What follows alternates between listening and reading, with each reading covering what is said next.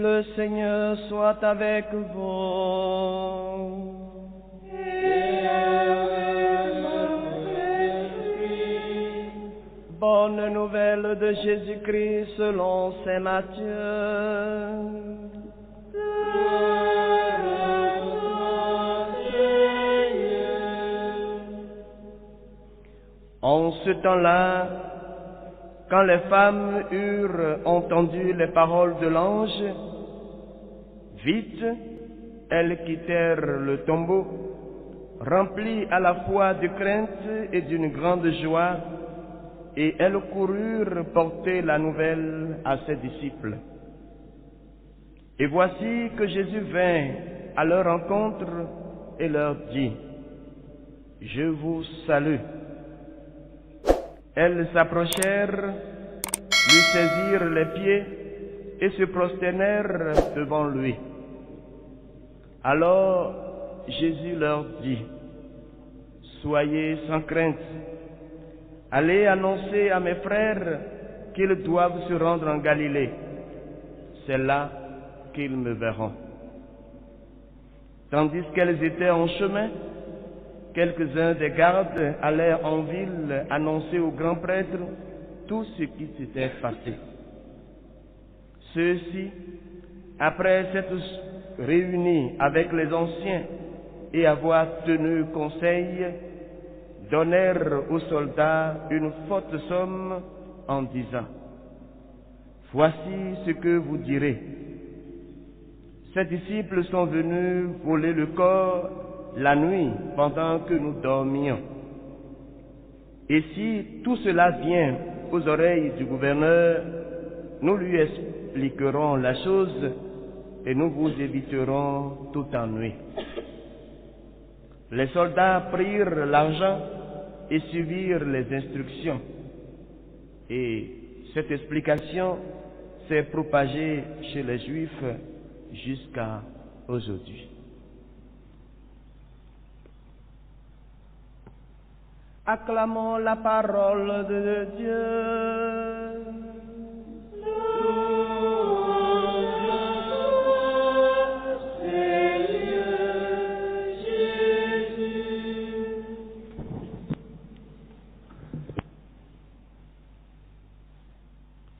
Loué soit Jésus et Marie. Maintenant et à jamais. Dans la joie de la résurrection du Seigneur, la liturgie nous donne à entendre le témoignage des rencontres du Christ victorieux sur la mort. En ce lundi de l'octave de Pâques, nous entendons le témoignage des saintes femmes venues au tombeau. Après avoir entendu les paroles de l'ange qui annonçait que Jésus était le vivant et qu'il ne fallait pas le chercher parmi les morts, elles ont la joie et n'ont pas du tout douté de la surprise inouïe de voir Jésus. D'entrée, goûtons la délicatesse du Seigneur.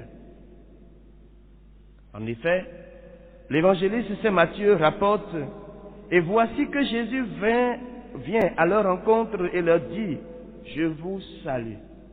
Shalom. » Dans la joie de cette rencontre, les femmes s'approchèrent, lui saisirent les pieds et se prosternèrent devant lui, témoigne Matthieu. Et le Christ d'accueillir leur adoration et de les rassurer. Soyez sans crainte, oui. Là où il y a le Seigneur, il doit avoir l'assurance. Dans la vie de celui ou celle qui est habité de la présence du Seigneur, la tristesse n'a plus de place. Souvenons-nous du pape François quand il insistait, quand il parlait au consacré. Là où il y a une vie consacrée, il y a la joie. La joie sous toutes ses formes. La joie malgré tout.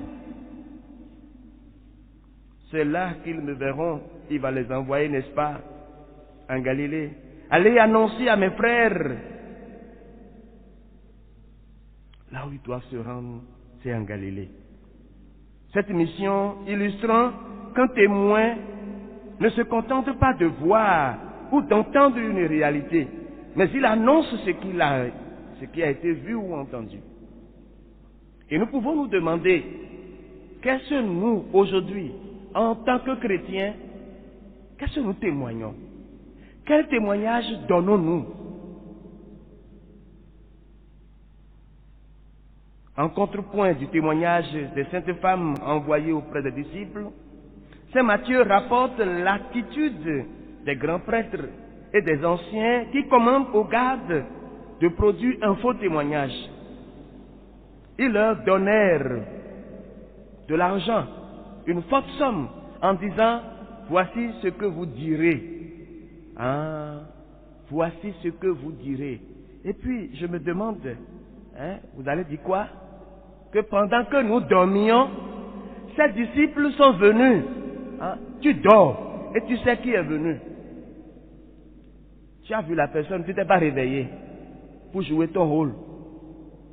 Voyez-vous, quand on veut mentir, on n'est pas bien instruit, non? Et comment dirais inspiré. Le menteur, il veut juste justifier ce qu'il fait à l'instant, mais oubliant d'autres facteurs. Mais la vérité ne se contredit pas. La vérité, c'est le réel entre la pensée et l'acte, entre la pensée et ce qui existe. Ce double récit et les deux attitudes inverses qu'il présente nous invitent à accueillir la merveilleuse nouvelle de la résurrection d'une part comme une certitude qui repose sur la fiabilité des témoins du ressuscité, des saintes femmes et de ceux qui, comme Pierre, le reportent au jour de la Pentecôte, attestant ce que Dieu a fait dans la vie de cet homme. Nous tous, nous en sommes témoins. Alors que rien ne nous arrache notre joie de vivre, la résurrection du Seigneur devrait porter la joie dans les cœurs. Mais qu'est-ce que ces anciens et ces prêtres font encore? Ils ont voulu priver les gens de la joie de la résurrection du Fils de l'homme, celui qui a vaincu la mort. Il y en a qui sont prêts à faire comme ces prêtres, ces anciens, à nous priver de notre joie. Ne permettons que personne ne nous arrache notre joie de vivre, notre joie d'appartenir au Christ, d'être chrétien. Aucune situation de ce monde. D'autre part, il nous faut accueillir la merveilleuse nouvelle de la résurrection comme une réalité qui suscite notre adhésion personnelle. Autrement dit, une adhésion de foi qui doit toujours se renouveler dans notre vie. Nous avons accueilli cette nouvelle comme la réalité la plus certaine de notre vie, car elle est le socle de notre foi, n'est-ce pas? Comme saint Paul l'écrit, si le Christ n'est pas ressuscité, nous sommes les plus malheureux des hommes.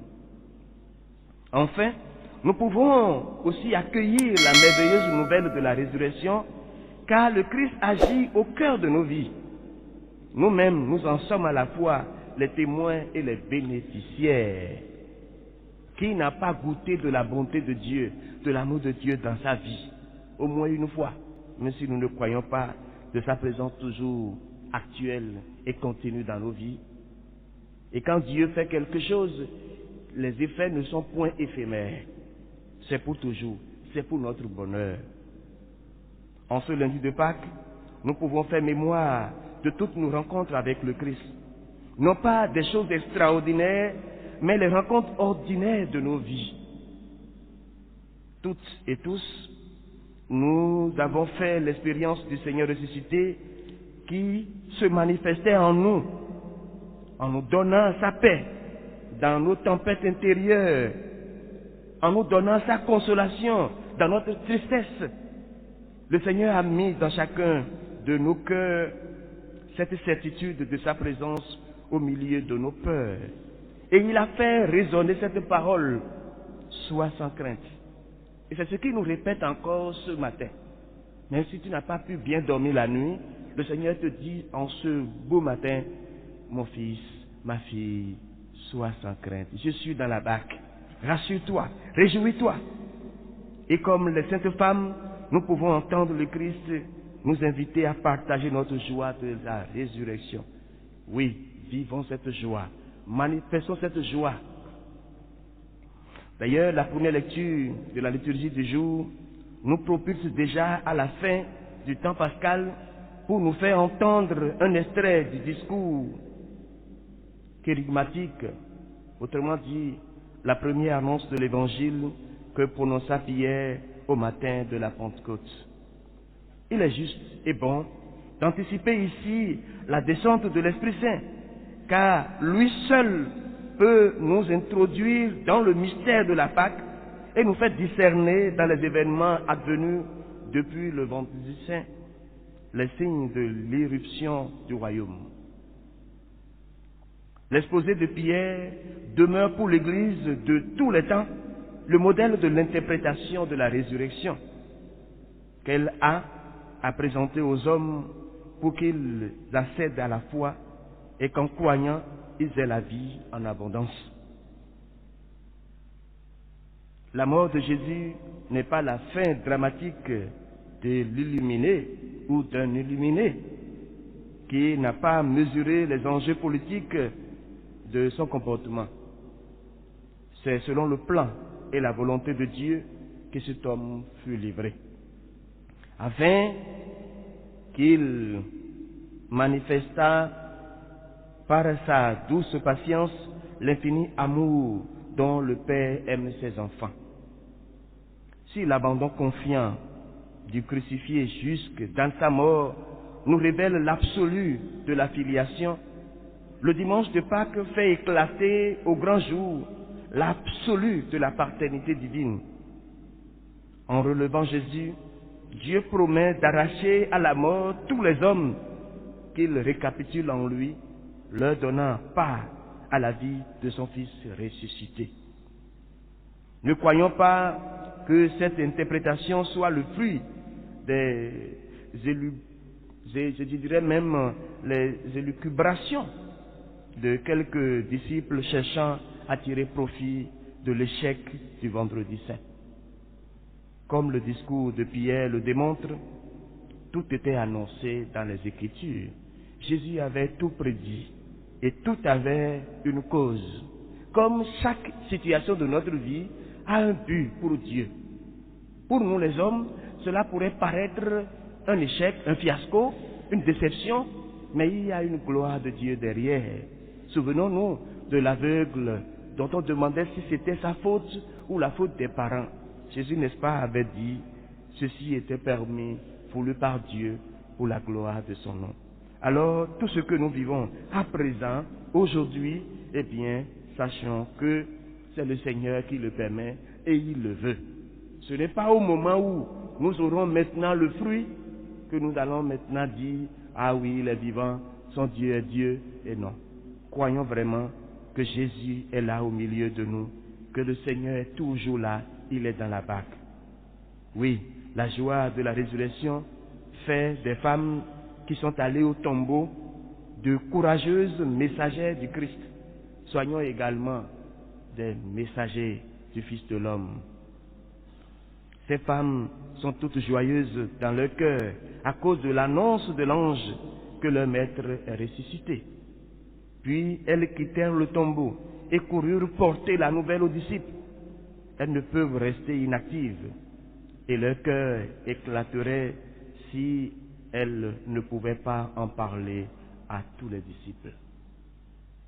Dans nos âmes résonnent les mots de Paul. En effet, l'amour du Christ nous saisit. Et comme nous aimons chanter, comme Saint Paul, saisi par le Christ, je cours tout droit vers le but. Alors courons vers le but. Voici que Jésus vient encore à la rencontre. Il vient pour faire avec Marie-Madeleine et avec l'autre Marie ce que nous expérimentons nous aussi aujourd'hui. Que le Christ soit vraiment notre source de joie. qu'il soit notre réconfort chaque jour que Dieu fait. Et souvenons-nous les réactions de ces femmes en présence du Seigneur qui expriment au plus haut degré les attitudes les plus profondes de l'être humain devant celui qui est notre Créateur et Rédempteur. La soumission totale. La soumission totale, sans murmurer contre la volonté de Dieu. Et comme ces femmes, adorons le Maître, saisissons ses pieds, prosternons-nous devant lui et adorons-le dans la vérité. Quelle leçon pour nous! Elle nous indique notre attitude envers le Christ Eucharistie. Et c'est lui que nous venons encore célébrer au lendemain de la Pâque, de la résurrection. C'est à travers l'engagement des disciples que se poursuit la mission du Christ, et donc par chacune de nos vies. La bonne nouvelle sera annoncée à toutes les nations, et c'est par nous que le Seigneur voudrait être encore lui-même la lumière, le sel. Tous les hommes, sans distinction, ont le droit d'entendre l'Évangile qui fait vivre et qui rend heureux. Tous peuvent avoir la joie de devenir disciples de Jésus. Et quoi qu'il arrive, quels que soient les doutes et les peurs, chacun peut être assuré de la présence du Christ ressuscité. Cet évangile nous dit encore qu'un autre groupe de témoins ont vécu une expérience différente de celle de ces femmes. Il s'agit des gardes qui auraient pu être aussi des témoins de la résurrection, mais ils ont laissé la crainte les envahir. Il en va de même pour les anciens et les grands prêtres qui s'enferment dans leur aveuglement, dans leur mensonge. Demandons au Seigneur de nous délier, de nous accorder la grâce de pouvoir témoigner qu'il est vivant. Ne soyons pas ingrats envers la bonté de Dieu dans nos vies. Les femmes décrites dans ce passage d'évangile, elles sont l'image d'une foi simple et gratuite. Et nous, aujourd'hui, quelle sorte de témoins sommes-nous? De quel côté nous nous soutenons, surtout dans les moments difficiles? Demandons que le feu du Saint-Esprit nous aide à augmenter notre foi en Jésus, qui nous révèle, qui nous relève, qui nous révèle son amour et nous communique par sa mort et sa résurrection l'infinie miséricorde du Père.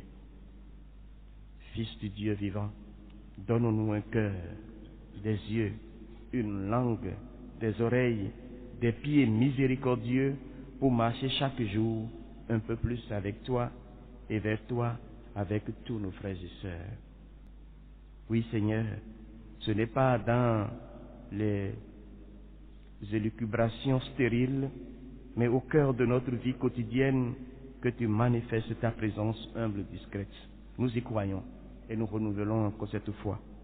Donne-nous de pouvoir la discerner, de te voir venir à notre rencontre, de t'accueillir dans ta salutation. Je vous salue. Nous pourrons alors chanter avec le psalmiste, je bénis le Seigneur qui me conseille. Même la nuit, mon cœur m'avertit. Je garde le Seigneur devant moi sans relâche. Il est à ma droite et je suis inébranlable. Avec Marie, témoignons toujours de cette foi et vivons toujours confiants et heureux d'être rachetés et aimés par le Christ. Amen.